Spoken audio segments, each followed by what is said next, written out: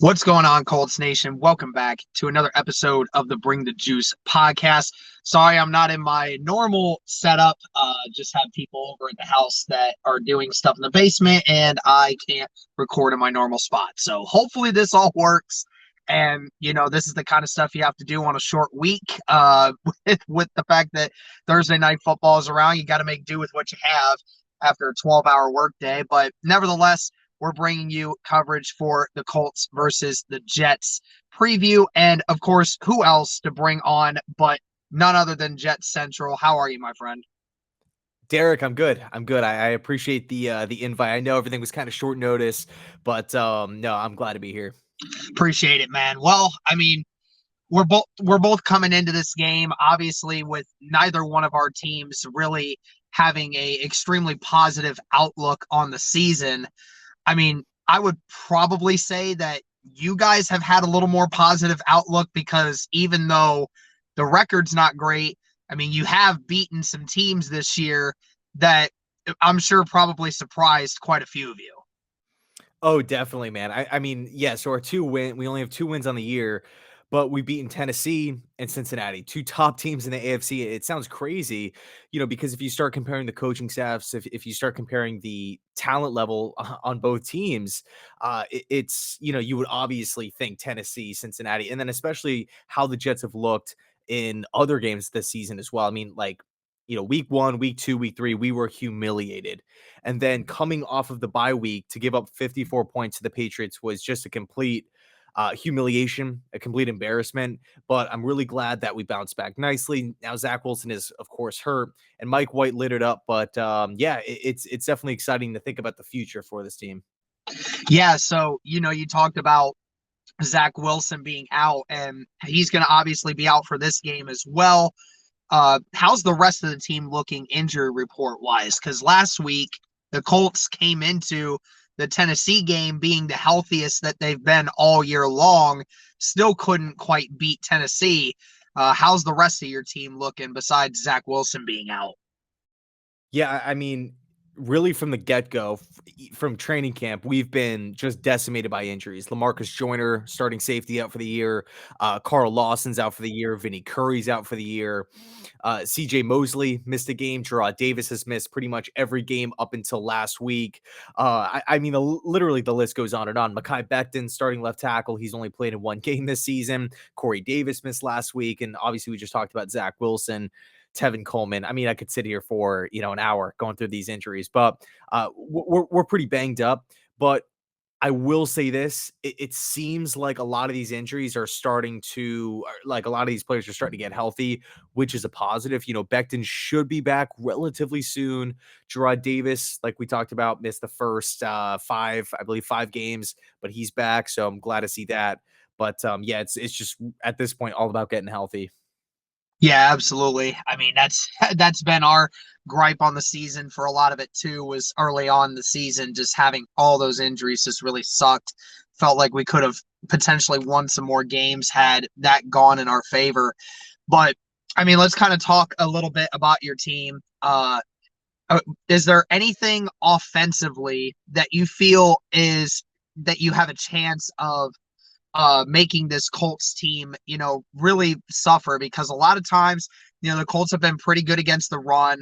This last week, even though Derrick Henry was kind of hobbled, uh, and obviously might have to have surgery, he ends up, still only getting 60 yards to start the game. And, for the most part, over the last 4 weeks, Colts have really done a great job of just locking down the run. But it always seems that the the passing defense for us just continues to suffer. We really don't have much of an edge rush, and a lot of our secondary is injured right now. So a lot of unfortunate things there. Do you feel that the Jets are able to capitalize in how weak the Colts passing defense is? Definitely. I mean, Mike White's coming off a game where he threw 400 passing yards, 3 touchdowns, completed 37 passes. I mean, Mike White was totally electric. Now, granted, it wasn't like he was Aaron Rodgers out there just completely ripping apart a defense by himself. He was taking a lot of what the defense was giving him, checking the ball down, getting the ball out of his hands quickly. But I mean, he still made some elite throws. no doubt about it. Like Barrios in the side of the end zone. I mean, Mike White definitely went out there. He did his thing. The processing was there. He was decisive. So, you mentioned that Indianapolis's pass defense is or has been kind of shaky. I think really the goal for this game for the Jets should be the same as last week. I mean, nobody saw the Jets winning. Nobody saw the Jets having that much success on offense. So it's just all about going out there and really just playing within the confines of the offense, getting rid of the football, and taking what the defense gives you. If your first, second, third option isn't there, it's totally okay to go to that fourth guy, to go to the check down. Only if even if it's a gain of two, it's no problem at all. We're still moving the chains. We're still controlling the clock. Yeah, and is there anyone on this Colts defense that kind of concerns you? Because you have a few names on there. DeForest Buckner, while he hasn't done much this year, it's mainly due to the fact that he's controlled the majority of the attention on most offensive lines he faces. Darius Leonard this season, 8 takeaways already this year. Has been just an absolute ball hawk this year so far. And, you have guys like Kenny Moore in the secondary who are good in coverage and are great at tackling on the outside. Is there anyone on this defense that kind of concerns you going up against them?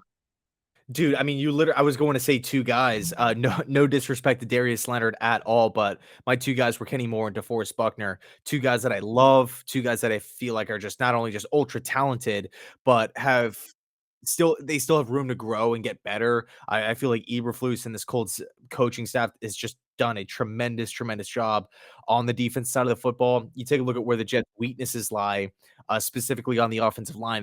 It's really in that interior right guard and center. So, if DeForest Buckner lines up there and he's having a day, he's easily, if he gets one-on-one matchups with our right guard, Greg Van Roten, he could he could put up a crazy day. So again, it's all about getting the ball out of Mike White's hands quickly. I mean, if he's back there holding onto the ball and we're getting interior pressure, that's definitely a bad sign. And it's funny that you mentioned that. You talked about Eberflus and the coaching staff doing a good job defensively. It's funny because I'm sure that Colts Nation will roast you about that because they are not happy with how the defense has been this year. I think it's been slightly better than what a lot of people have given it credit for. I think there's just a lot of issues.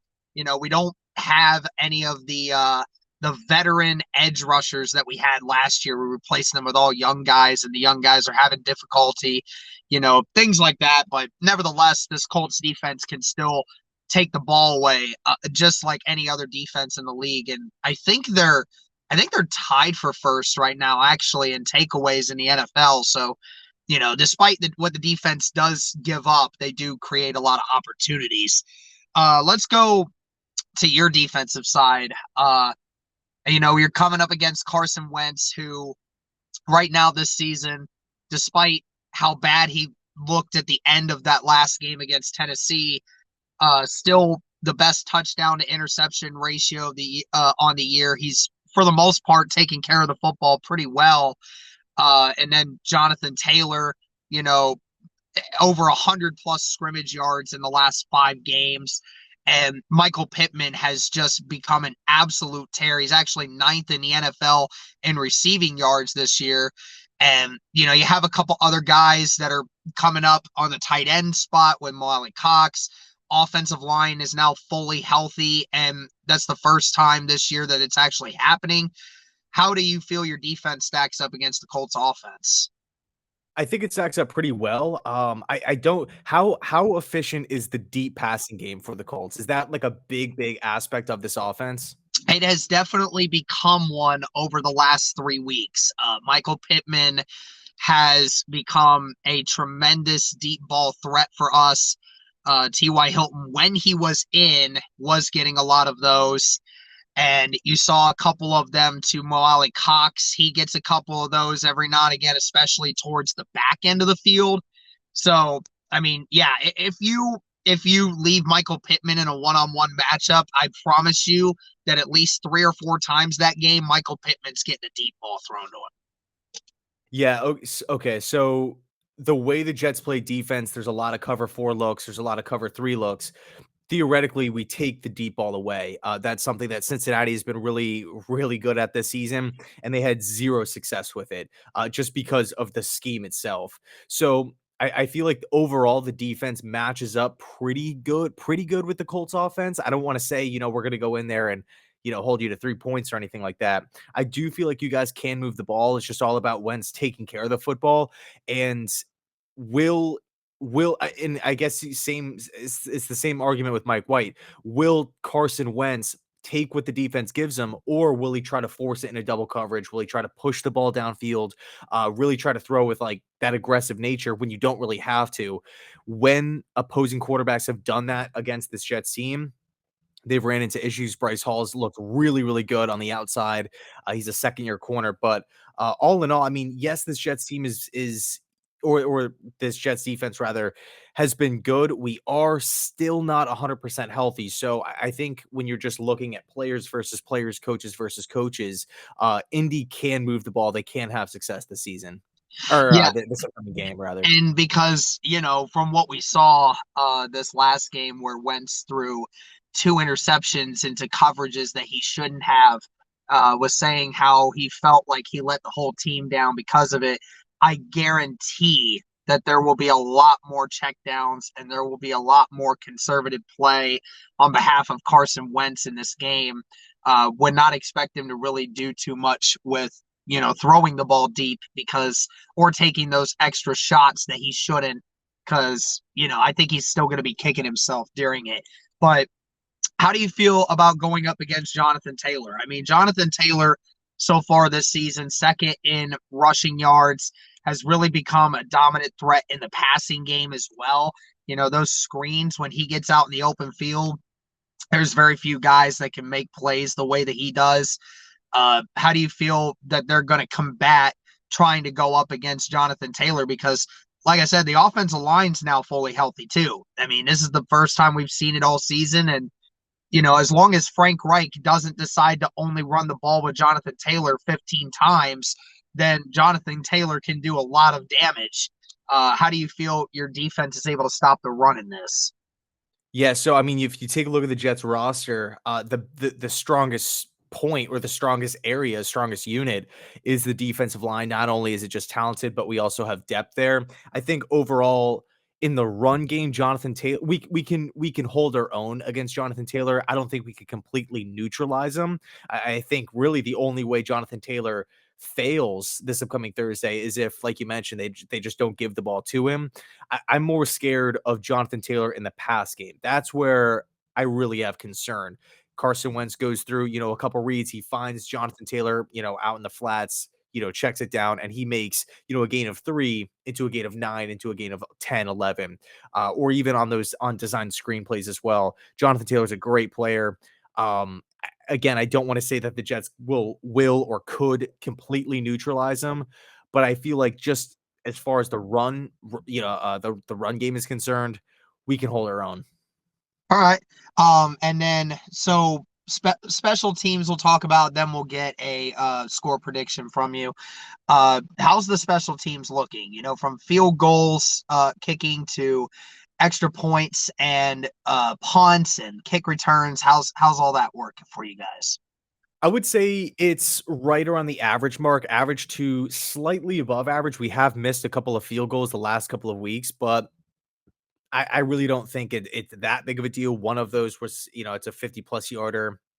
I I'm not it hasn't been a factor to where we're winning a game because of it or we're losing a game because of it. I think they're just going out there and handling their business.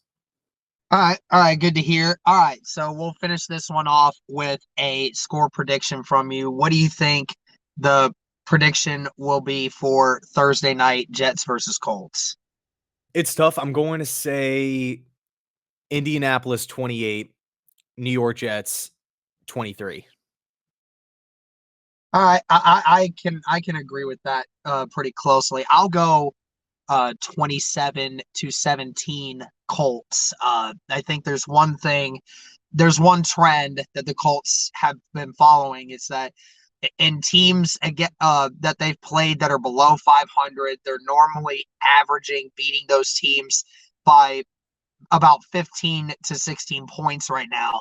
So they blow out the teams that are below the 500 mark, but then when they play teams above the 500 mark, they just continue to lose. So I think that this will be one that, I think the Jets are definitely a hungry team. They may not be the most talented, they may not be the most experienced, but they definitely play for the right reasons. They do have a good coach. I like what they're doing over there. Hopefully they can put some more talent on the field at some point, and then that'll start to make it look like the old New York Jets. But hey, I want to thank you, man, for tuning in. I know that I asked you kind of late notice. I've been trying to get everything going, and with the way last week's game ended, I'm kind of still disappointed in my head. So I'm like in and out when it comes to this Colts team right now. So, but I appreciate you hopping on and talking football with me, man.